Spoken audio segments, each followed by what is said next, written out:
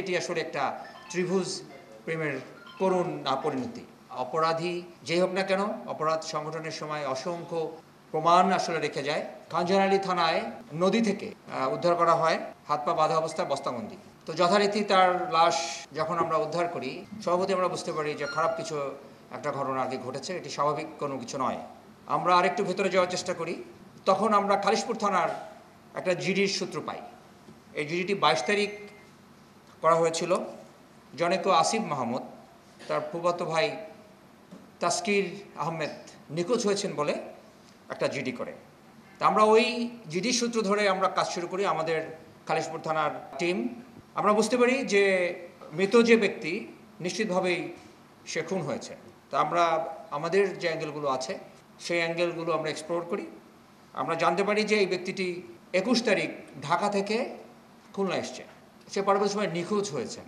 তার বাবা মুরাদ হোসেন আবার 25 তারিখ এজাহার নামীয় কয়েকজন সহ অজ্ঞাতনামা আরও কয়েকজন ব্যক্তির বিরুদ্ধে তার ছেলে অপহৃত হয়েছেন বলে একটি মামলা দায়ের করে।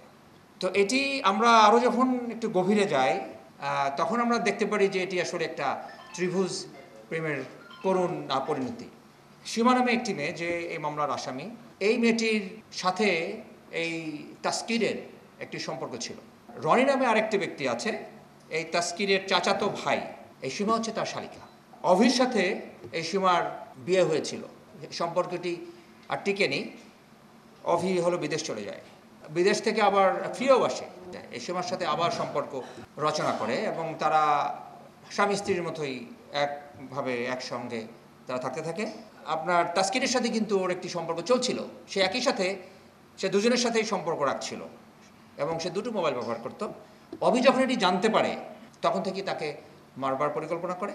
সীমার ব্যবহৃত মোবাইল থেকেই সে তাসকিরকে ঢাকা থেকে আনার জন্য ফাঁদ পাতে।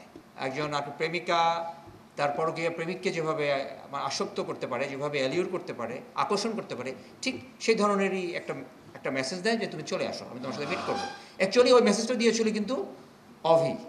এবং নিউজ প্রিন্টের ওইখানে যখন সে আসে তখন এই অভির কয়েকজন বন্ধুবান্ধব মিলে ওকে বাসায় নিয়ে যায়, তাকে পেটানো হয়, বিভিন্ন স্পর্শকাতর অঙ্গে আঘাত করা হয়, কারণ একটা হিংসা ছিল, একটা জিঘাংসা ছিল, একটা ক্ষোভ ছিল।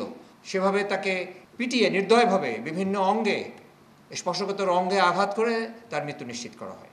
ওরা ভেবেছিল যে লাশ লুকানোর মধ্যে দিয়ে ওদের অপকর্ম লুকিয়ে যাবে, আসলে না, এটি কখনোই হয় না। অপরাধী যেই হোক না কেন, অপরাধ সংগঠনের সময় অসংখ্য প্রমাণ আসলে রেখে যায়।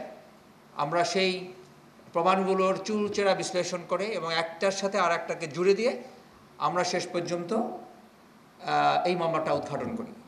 আমরা পরবর্তীতে বিজ্ঞ আদালতে যখন তাদেরকে হস্তান্তর করি, তারা সেখানেও তাদের এই অপকর্মের কথা সবিস্তারে বর্ণনা করেছে। আমরা খুব শীঘ্রই এই মামলাটির তদন্ত সমাপ্ত করে একটি সুন্দর চার্জশিট বিজ্ঞ আদালতে আমরা দেব।